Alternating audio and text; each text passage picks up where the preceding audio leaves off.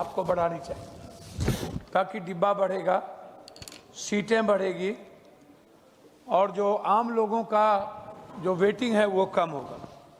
ये बहुत महत्वपूर्ण है। मैं आपका सम्मान करता हूँ। मेरे सुझाव ही हैं कॉमन लोगों के लिए। लगभग 100% वेटिंग था तब लोगों को थोड़ी दिक्कत कम थी। आपने जब 50% वेटिंग कर दी तो अब लोग 35% ही लोग जा पाते हैं और उसके बाद लोग नहीं जा पाते। स्थिति उससे बदतर हुई है। भीड़ बढ़ रही है, वेटिंग और कंफर्मेशन नहीं के बराबर हो रहा है। आपको पता है कि दलालों की स्थिति क्या है। पहले 4 घंटा पहले आप चार्ट निकालते थे, अब 8 घंटा पहले निकालने लगे हैं। तो ये जो चार्ट निकलने लगा है, इसकी स्थिति को हमें समझना पड़ेगा कि ये चार्ट किस परिस्थिति में इस तरह के हालात पैदा हुए। दूसरी बात, रेलवे का जमीन जो है वहां पर गाड़ी की चार्जिंग के लिए जब लोग आते हैं, कॉमन लोग आते हैं, आप उसको यूज कर सकते हैं, लेकिन हम लोग वो वैसे के वैसे फेंके हुए हैं, उसकी चार्जिंग की यूज नहीं करते हैं। मैं चाहता हूं जहां भी रेलवे स्टेशन के बाहर रेलवे की जमीन है उसकी चार्जिंग की व्यवस्था हो। दूसरी चीज, प्लेटफॉर्म पर बीकानेर और हल्दीराम को आप क्यों नहीं लाते? आप एक ही कंपनी को मोनोपोली क्यों हो रही? क्या कारण है कि आप आउटसोर्सिंग नहीं लाते हैं बीकानेर, जबकि हम बाहर में बीकानेर में खाते हैं, हल्दीराम में खाते हैं, वहां जिसकी क्वालिटी और क्वांटिटी नहीं है आप उसको खान पान की सब कुछ देते हैं। क्वालिटी और क्वांटिटी इसकी बेहतर होती है। रेलवे में टेंडर को ओपन करिए। रेलवे का टेंडर जो है खान पान का, वेंडर का, ये ओपन नहीं है। रजिस्ट्रेशन भी नहीं हो पा रहा, न्यू रजिस्ट्रेशन नहीं होता।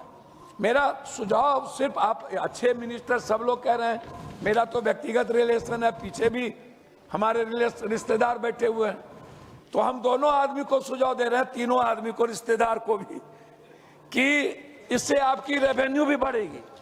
इसका जरूर ख्याल रखा जाएगा।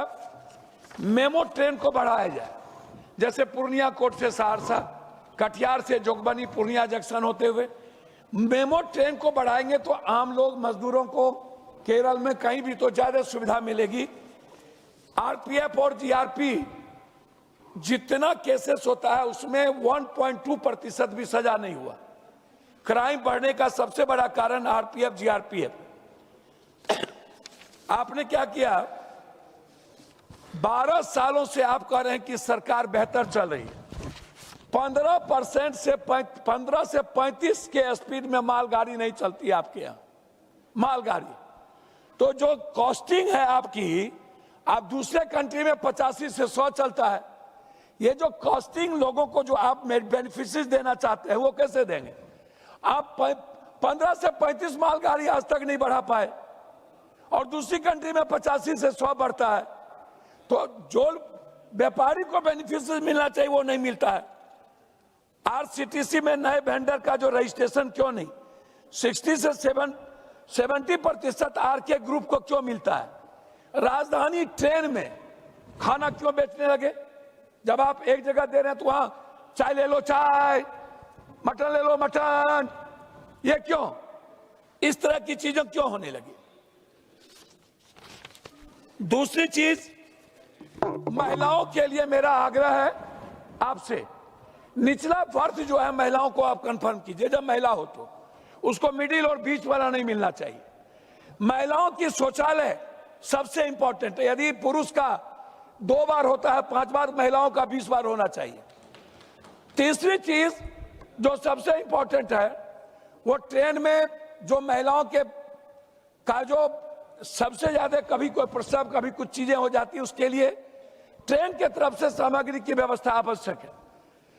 महिलाओं को आप 33% रिजर्वेशन दीजिए हर कीमत पर, कि महिलाएं नौकरी में, जो लोअर क्लास है, मिडिल क्लास के लोग हैं, 33% महिलाएं, बच्ची को जो इंटर की हुई है उसको आप रेलवे में आप भर्ती में, जॉब में लाइए।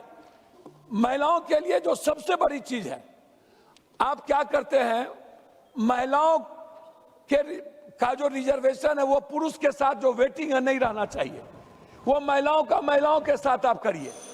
सर, मैं जो आइडिया सुझाव अच्छा नहीं हो तो आप बता दीजिए। तो मेरा अब रिक्वेस्ट है, मैं आपसे रिक्वेस्ट करूंगा कि जो कॉमन लोगों की स्थिति है उसी पर रिजर्वेशन बहुत इंपॉर्टेंट है। जो दलाली 1 मिनट के अंदर आपका ऑनलाइन खुलता है और कब बंद हो जाता है, कब खुलता है, दुनिया को पता नहीं चलता। दलाल टिकट को खत्म कर देते हैं, कब हमको मिलेगा कब नहीं, पता नहीं चलता है।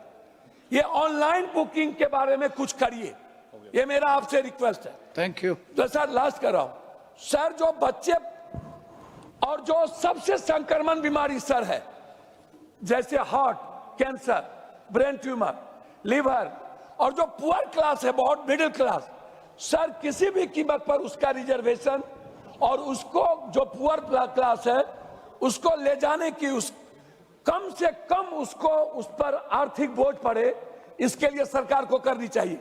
दूसरी चीज सर, जो एग्जामिनेशन है बच्चों की, छात्र का जो एग्जामिनेशन है, चाहे यूपीएससी, बीपीएससी, एसएससी, नियोजित कोई भी सर, एक शहर से दूसरे शहर या टीटी, एग्जामिनेशन में कम से कम सर जिसके पास आइडेंटिटी कार्ड हो उसको या तो हम फ्री करें या नहीं तो कम कॉस्ट पर हम उसको ले जाएं। धन्यवाद। अंतिम में सर मैं अपने क्षेत्र के बारे में आपसे क्षेत्र के बारे में बोलने सर, क्षेत्र के बारे में नो आप सर एक मिनट में सर, मेरे यहाँ मैंने कई बार सर करते भी हैं, आपने किया भी है।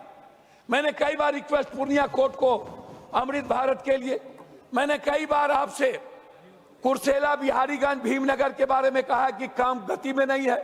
मैंने कई बार जलालगढ़ से आपने लास्ट करो, आधा मिनट सर, जलालगढ़ से आपने किशनगंज कर दिया, लेकिन जलालगढ़ से बनमनखी और बिहारीगंज से कुशेश्वर रास्ता आपने धाम से दे दिया नौगछिया, आपने बैजनाथ धाम से नौगछिया, अब सिंहेश्वर।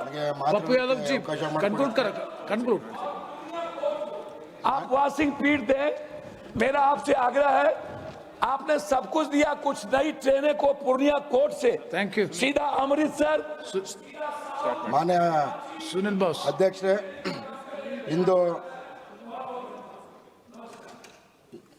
ಇಂದು ನಾನು ತನ್ನ ಚಾಮರಾಜನಗರ ಲೋಕಸಭಾ ಕ್ಷೇತ್ರದ ವ್ಯಾಪ್ತಿಯಲ್ಲಿ ಅತ್ಯಂತ ಆಮೆಗತಿಯಲ್ಲಿ ಸಾಗುತ್ತಿರುವ ರೈಲ್ವೆ ಯೋಜನೆಗಳ ಕುರಿತು ಸದನ ಮತ್ತು ಸರ್ಕಾರದ ಗಮನ ಸೆಳೆಯಲು ಬಯಸ್ತೇನೆ.